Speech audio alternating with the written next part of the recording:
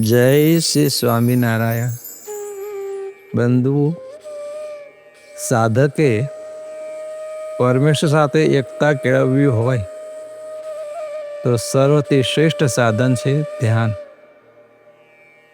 જીવન પ્રાણ સાईं बापा કહે છે, सब साधन से ध्यान प्रबल है, मदद है दासानु दास, जीवन में ध्यान की ज्योत जगाना.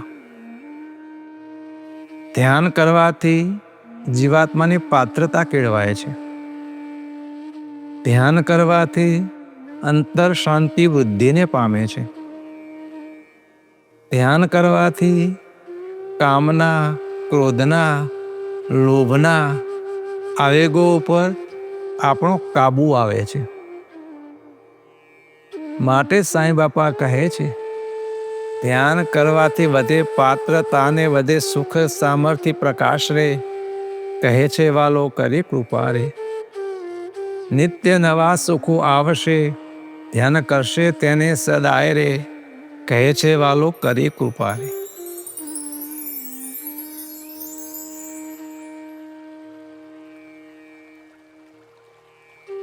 જેમ પરમ પૂજ્ય આચાર્ય શ્રી જીતેન્દ્રિય પ્રિયદાસજી સ્વામીજી મહારાજ આપણને કહે છે કે ધ્યાન કરવાથી કેટલા લાભ થાય છે. જીવનમાં ઘણા પરિવર્તન થાય છે. નિયમિત ધ્યાન કરવાથી મન શાંત રહે છે. તણાવ અને બેચેની ઓછી થાય છે. આ ઉપરાંત મનને એકાગ્ર કરવામાં પણ સફળતા મળે છે.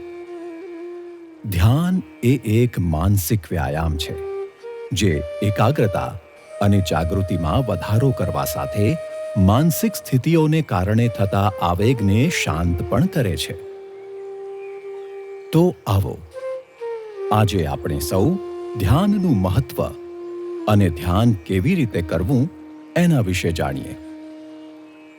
ધ્યાન માટેની અગત્યની બાબતોમાંથી પ્રાધાન્ય સૌથી અગ્રિમ છે. શું કરવું, કેમ કરવું, કેવી રીતે કરવું, તે કરવાથી શું અસર થશે, આ બધી બાબતોનું સૌ પહેલા ચિંતન કરવું એ ખૂબ જ જરૂરી છે. જ્યારે પ્રથમ ધ્યાનમાં બેસવાનો પ્રારંભ કરીએ ત્યારે ક્ષણભરમાં જ મન હજારો જગ્યાએ દોડી જતું હોય છે. કોઈ એક જગ્યાએ ચિત્ત પરોવવું શરૂઆતમાં કઠિન હોય છે, પણ થોડા દિવસોના અભ્યાસથી તેના પર થોડો કાબુ મેળવી શકાય છે અને વિચારોની હારમાળા ઓછી થતી જણાય. છતાં પણ મૂર્તિ કદાચ ના દેખાય તો પણ નિયમિતપણે એકાગ્ર ચિત્તે ધ્યાન કરતા રહેવાથી ચોક્કસપણે સફળતા પ્રાપ્ત થાય છે, એવું જીવન પ્રાણ સ્વામી બાપા કહે છે. કેદી કાયર ધ્યાને નવ થાશો, ઘાટ સંકલ્પ જોઈ ન મૂંઝાશો, તો તરત કૃતાર્થ બની જાશો, તો તરત કૃતાર્થ બની જાશો. જુઓ ધ્યાન ધરી, જુઓ ધ્યાન ધરી, નખ શિખ મૂર્તિ સુંદર શ્રી ઘન શ્યામની, નિત્ય નિયમ પૂર્વક ધ્યાન કરો, સ્થિર બેસી સ્મરણ શ્વાસ ભરો, મૂર્તિ જોવા પૂરો ખ્યાલ કરો, મૂર્તિ જોવા પૂરો ખ્યાલ કરો. જુઓ ધ્યાન ધરી, જુઓ ધ્યાન ધરી, નખ શિખ મૂર્તિ સુંદર શ્રી ઘન શ્યામની.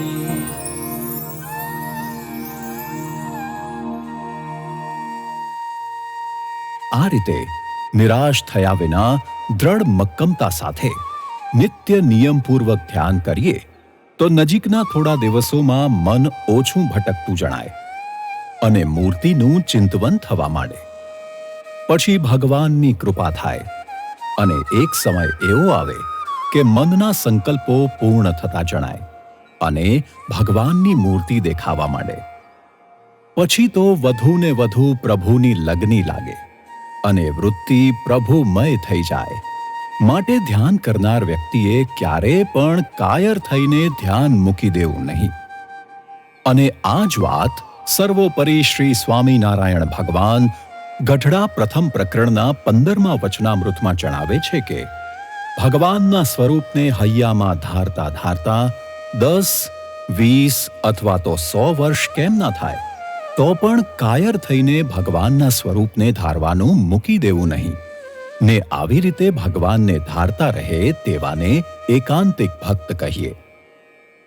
જીવન પ્રાણ શ્રી અબજી બાપાશ્રીની વાતો ભાગ 1 વાર્તા 167માં કહ્યું છે કે આ જોગમાં રહીને ધ્યાન કરીને મૂર્તિ સિદ્ધ નહીં કરે તો મહારાજના અને મોટાના ગુનેગાર થશો.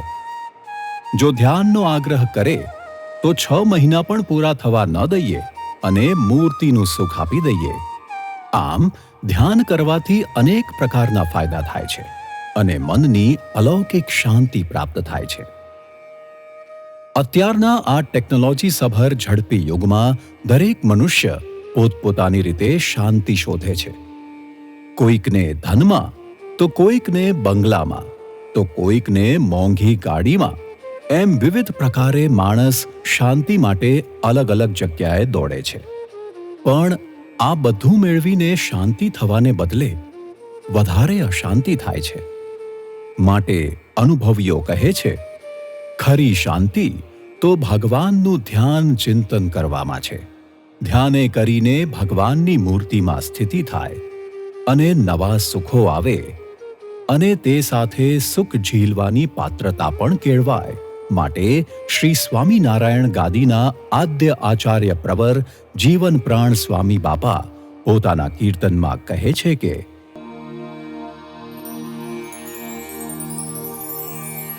સ્થિતિ તે કરવાને કારણે કરો મુજ સ્વરૂપનું ધ્યાન રે. કહે છે વાલો કરી કૃપા રે. ધ્યાન કરવાથી વધે પાત્રતાને વધે સુખ સામર્થિ પ્રકાશ રે. કહે છે વાલો કરી કૃપા રે.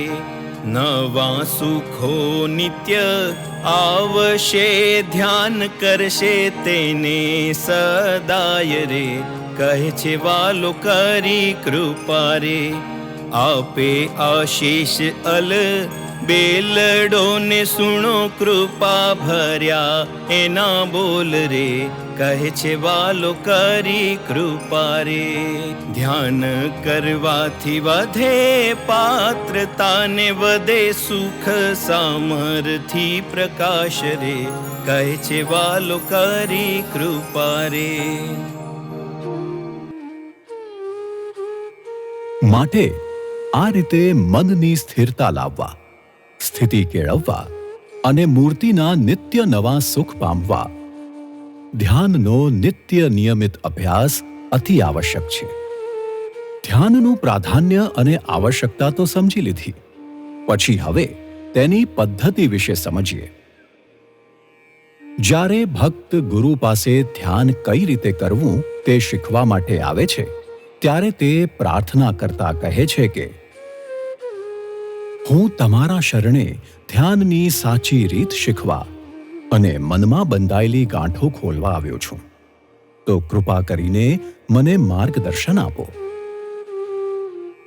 ધ્યાન કરવા માટે પ્રથમ તો સ્વસ્તિકાસનમાં સ્થિર બેસવાનો અભ્યાસ કરીએ. અતિ કડક પણ નહીં અને અતિ શિથિલ પણ નહીં.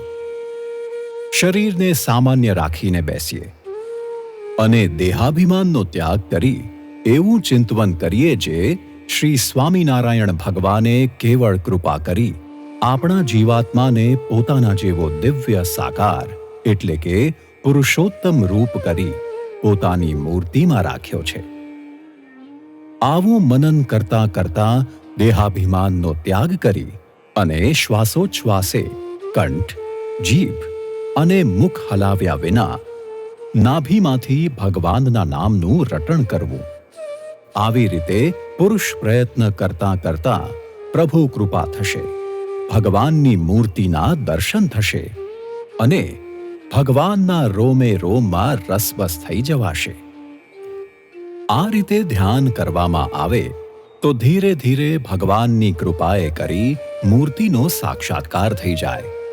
માટે જ્ઞાન મહોદધિ આચાર્ય શ્રી જીતેન્દ્રિય પ્રિયદાસજી સ્વામીજી મહારાજ કહે છે જે ધ્યાનમાં જલ્દી આગળ વધવું હોય તો ધ્યાન કરવા માટે 4 વસ્તુની આવશ્યકતા છે: સમય, મૂર્તિ, આસન અને એક સ્થાન.